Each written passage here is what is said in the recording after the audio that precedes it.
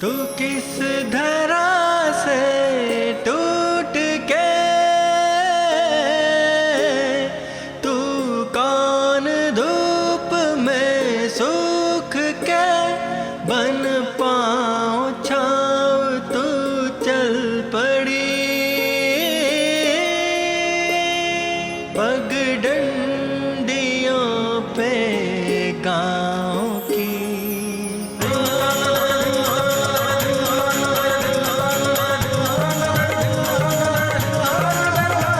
तेरे अंग में तरंग है, तेरे मन में उमंग है, निश्चल है तू, निर्मल है तू, कंचन है तू, चंचल है तू, रंग की दुलारी तू बड़ी, सबसे प्यारी तू बड़ी।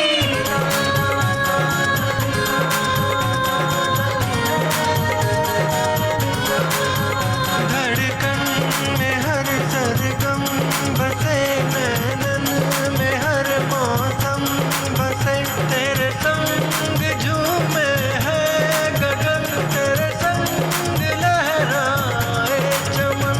तू बावरी तू सावरी, तू जहाँ की है परी, तू जहाँ की है परी, तू जहाँ की है परी, तू जहाँ की है परी, तू जहाँ की है परी, तू जहाँ की है परी, तू जहाँ की है परी।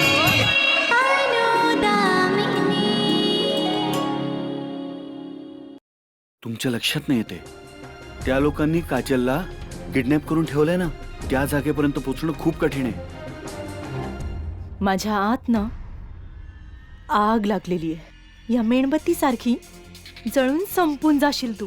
जा आणि अनुदामिनीला मी जे सांगितलंय ना, तू सुद्धा तिच्या सोबत मिळून तेच कर, आणि माझ्या मधुचंद्राचा पलंग त्याच खोलीमध्ये सजेल जिच्यामध्ये मी अनुदामिनीसाठी सजवायला लावला होता। तू सजवायला लावला होतास? हो, ऑफिसमधून 2 लोकांना मीच तर पाठवलं होतं।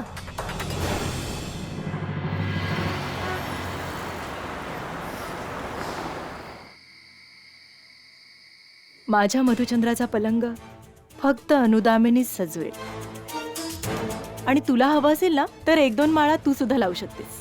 तुझा हट्ट सोडून दे नॅन्सी।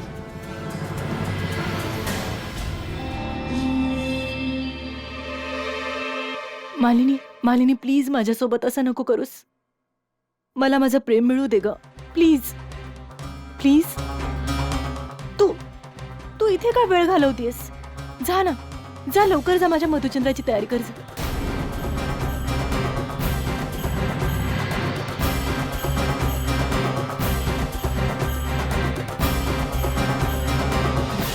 तू हेच हे सगळं काही करतेस ना, ते सगळं केल्यानंतर सुद्धा भाऊजी तुला कधीच नाही मिळणार।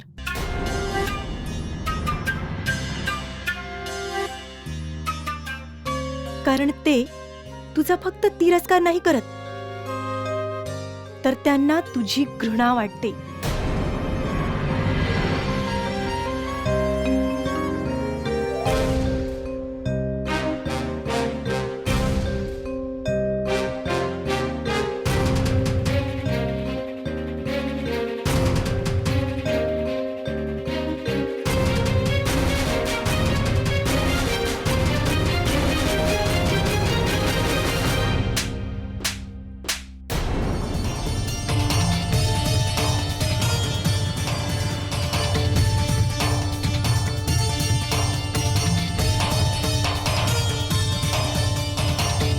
Get lost. Get lost.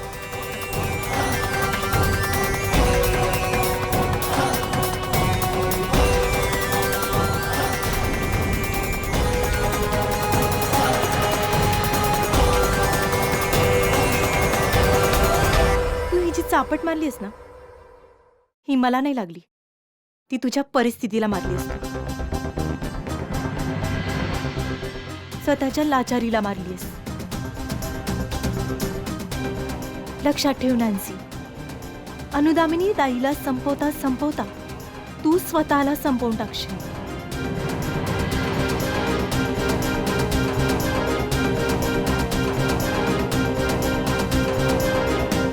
ही रात्र आता फक्त तुझ्यासाठी जड जाणार आहे. फक्त तुझ्यासाठी.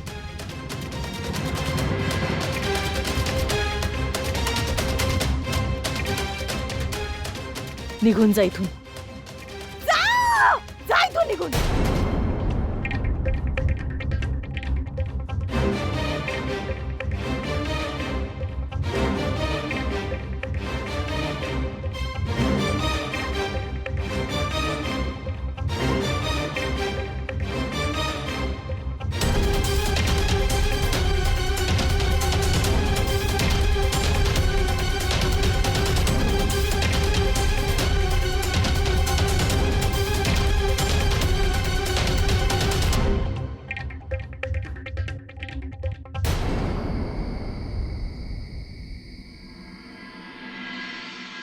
काहीच कळत नाहीये काय करायचंय दयाभाई.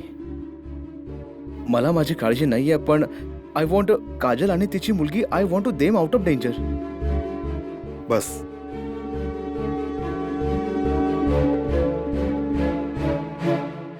तुझे वडील, तुझी सावत्र आई, बहीण पण आहे. हो आहे, पण माझी पहिली प्रायोरिटी काजल आणि तिची मुलगी आहे.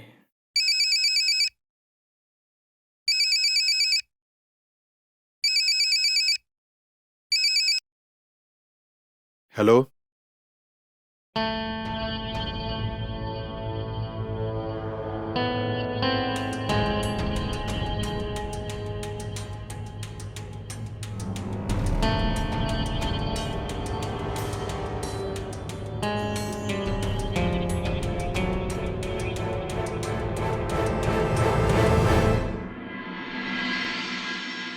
काजलचा ठाव ठिकाणा कळलाय. काय? कुठे आहे ती? समुद्र किनाऱ्यापासून 15 किलोमीटरच्या अंतरावर. पण त्यांच्यापर्यंत पोहोचणं खूप कठीण आहे. मी एक काम करू शकतो. मी माझ्या 2 पाणबुड्या तिथे पाठवून त्या बोटीला गायब करू शकतो. काजलची काळजी आता तू नको करूस.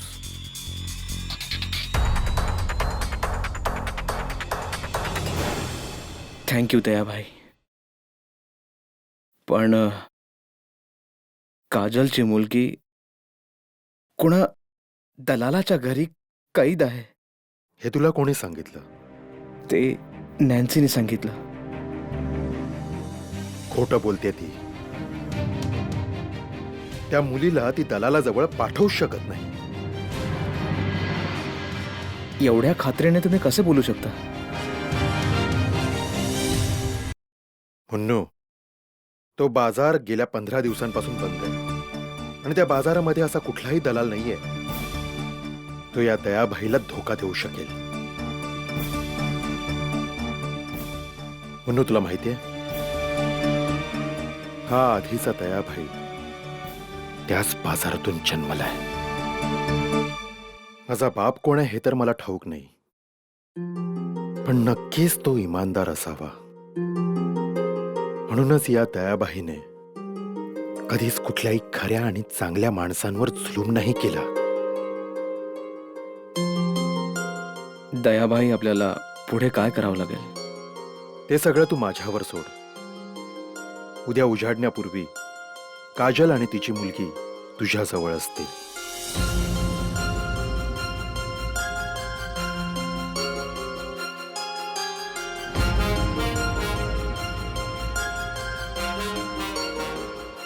थँक्यू दयाभाई. मुन्नू, काळजी करू नकोस. काही प्रॉब्लेम्स समजूतदारपणे नाही, भागीदारीने पण सुटू शकतात. आता त्या हॅकर्सना शोधून काढ, ज्याने तुझ्या डोक्यावरील संकट दूर होईल. आणि तू तांडव कर, आणि तेव्हाच त्या प्रभाकरांचा संहार होईल.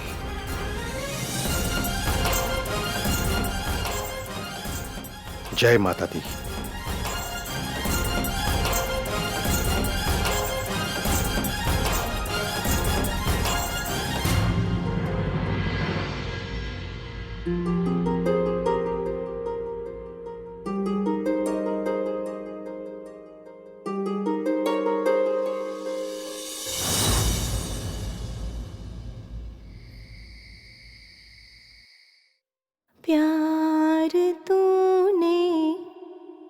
क्या किया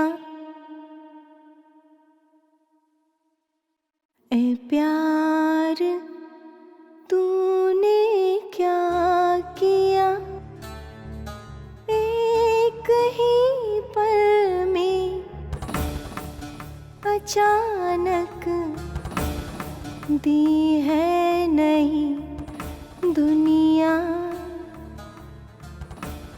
दी है नई खुशियाँ।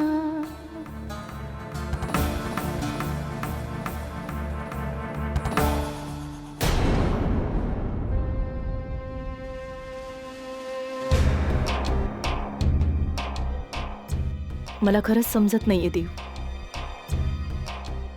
की तुझ्यात असं काय की मी ते सगळं काही करते ज्याचा मी स्वप्नात सुद्धा विचार नव्हते करू शकत. पण आज मी वाईट फक्त यासाठी आहे कारण तू मला नाही भेटलास. जर तू मला भेटला असतास ना देव, तर मी पण अनुदामिनी सारखी खरी आणि संस्कारी झाले असते. पण काय करू, तुला मिळवण्याचा दुसरा कोणता मार्गच नव्हता ना माझ्याकडे. माझ्या समोर तू अनुदामिनीचा हात पकडून उभा राहिलास आणि माझ्या प्रेमाचा अपमान केलास.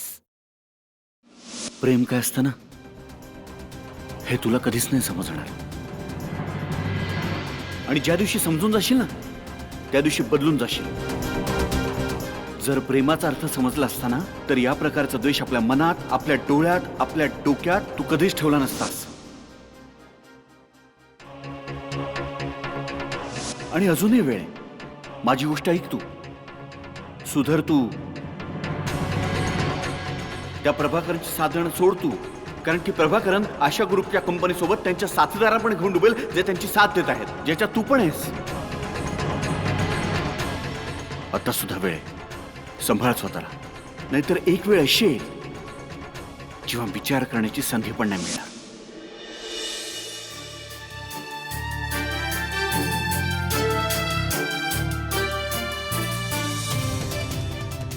विचार केलाय मी देव, विचार केलाय. एवढं तर मला नक्कीच माहितीये की तुझ्याशिवाय मी संपलेली आहे. पण तुला मी सुखात राहू देईन.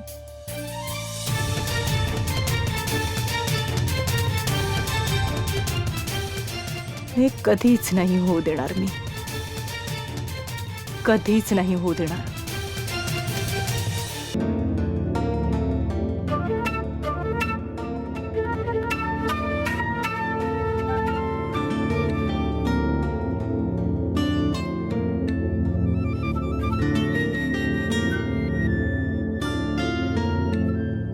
अगदी असंच एका दिवशी तुझा आनंद सुद्धा जाळून राख करून टाकेन मी.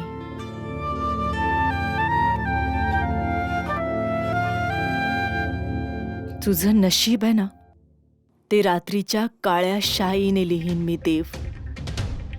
पण जर मला हे सगळं करण्यापासून कोणी रोखू शकत असेल ना देव, तर तो फक्त तू आहेस देव. मी माझ्या लग्नाच्या साडीची वाट पाहते. जर तू आलास तर मी नवरी बनेन. पण जर तू नाही आलास तर मी तुझ्यासाठी एक वादळ बनेन. लक्षात ठेव देव.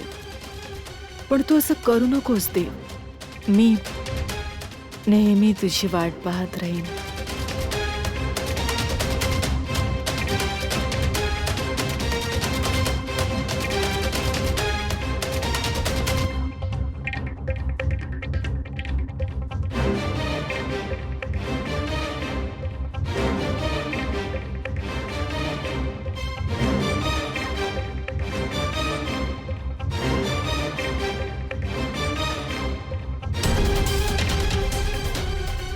मी तुझी वाट पाहते देव. तू येशील ना?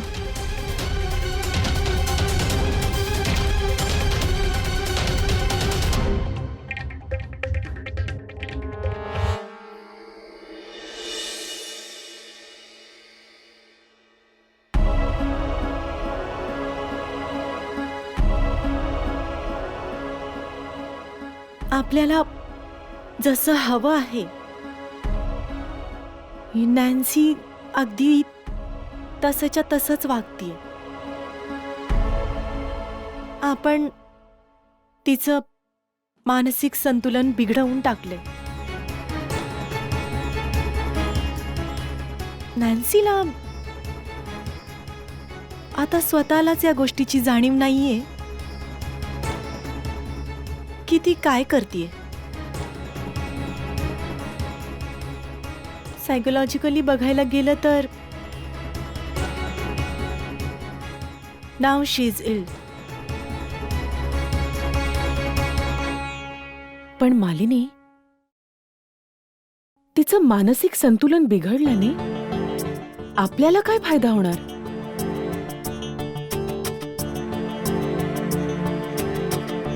आपल्याला असा फायदा होणार आहे ताई की अशा मानसिक अवस्थेमध्ये नॅन्सी नक्कीच काही ना काहीतरी चूक नक्की करेल, ज्यामुळे आपल्याला हे कळेल की तिला पुढे जाऊन कमजोर करण्यासाठी आपल्याला काय करावं लागणार आहे. पण ती काही चूक करते हे आपल्याला कसं काय कळणार? बाबा, मी तिच्या बिल्डिंगच्या सिक्युरिटी डिपार्टमेंटला आपल्या फेवरमध्ये केले. बिल्डिंगच्या कॉरिडॉरचा CCTV कॅमेरा आता नॅन्सीच्या हॉलच्या खिडकीमध्ये पोहोचलाय. त्यामुळे आता नॅन्सीच्या सर्व ॲक्टिव्हिटीज सिक्युरिटी मॉनिटरवर येतील. आता तिच्या घरामध्ये कोणत्याही संशयास्पद व्यक्तीने जर प्रवेश केला तर आपल्याला त्याची माहिती मिळेल. इनफॅक्ट जर नॅन्सी घराच्या बाहेर गेली तर एक सिक्युरिटी गार्ड तिला फॉलो करेल. पण तुला असं का वाटतंय की तू जो विचार करतेयस तो सिक्युरिटी गार्ड तसंच करेल?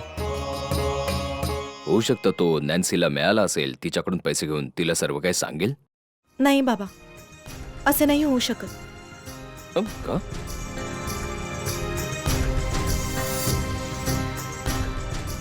बिल्डिंगच्या सिक्युरिटी डिपार्टमेंटचे हेड आम्ही रिटायर्ड आहेत.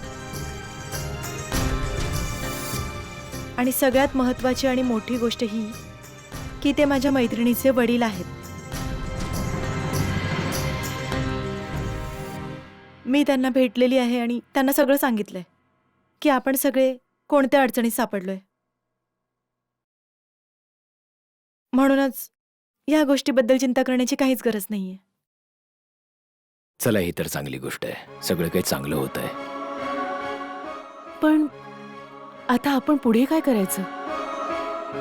आता बाबा नॅन्सीला भेटण्यासाठी तिच्या घरी जातील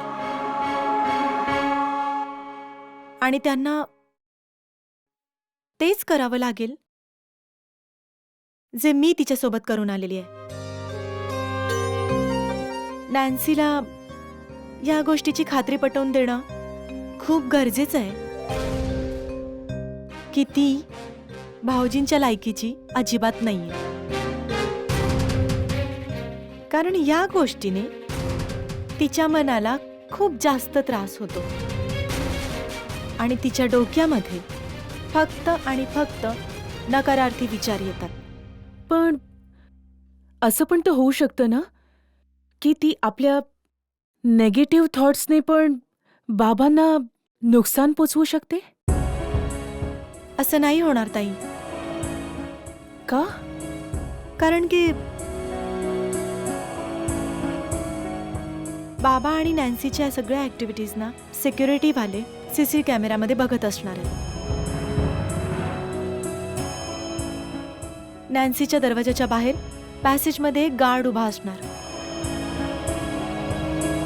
आणि जर काही गडबड झाली ना ताई, तर ते लगेच तिथे पोहोचतील आणि बाबांना अगदी सुखरूप बाहेर घेऊन येतील. मालिनी, काय आपण या सिक्युरिटी गार्ड्सच्या मदतीने नॅन्सीच्या विरुद्ध पुरावे नाही जमा करू शकत? नॅन्सीच्या विरोधात पुरावे आपल्याला उद्या सकाळपर्यंत मिळतील. हे तर तू खूप चांगलं केलंस मालिनी बेटा. आता थोडी हिंमत माझ्यातही आलीये. बाबा, आपल्याला ही थोडीशी हिंमतच तर जपून ठेवायची आहे. ही नॅन्सी तिच्या स्वतःच्या चुकांमुळे कमजोर पडत चाललीये आणि फक्त आपली ही हिंमतच तिला हरवू शकेल आणि आपल्याला जिंकवेल. तर मग ठीक आहे, मी नॅन्सीला भेटण्याची तयारी करतो. ठीक आहे बाबा. पण तू एक वेळ त्या सिक्युरिटी गार्डशी बोलली असतीस ना तर. त्याची गरज नाही भासणार बाबा, कारण ते स्वतःच आपल्याला फोन करतील. अच्छा अच्छा. मी त्यांना सांगितलंय की तुम्ही तिथे जाणार आहात म्हणून. तर मग ठीक आहे, मग मी पण चलतो. पण देवला सांगणं गरजेचं आहे का या बाबतीत? भाऊजींना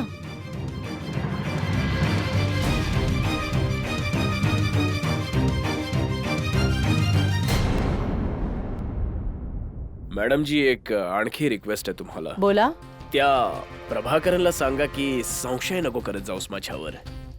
काय ना की त्यांनी सरळ 25 लाख कॅश दिली माझ्याकडे आणि हातात एक गनही दिली. तुम्हाला तर माहितीये ना की मी माणूस दिमागवाला आहे, पण जिगरवाला काम आलं म्हणजे तुम्ही समजलात ना मला काय म्हणायचंय ते. ओके.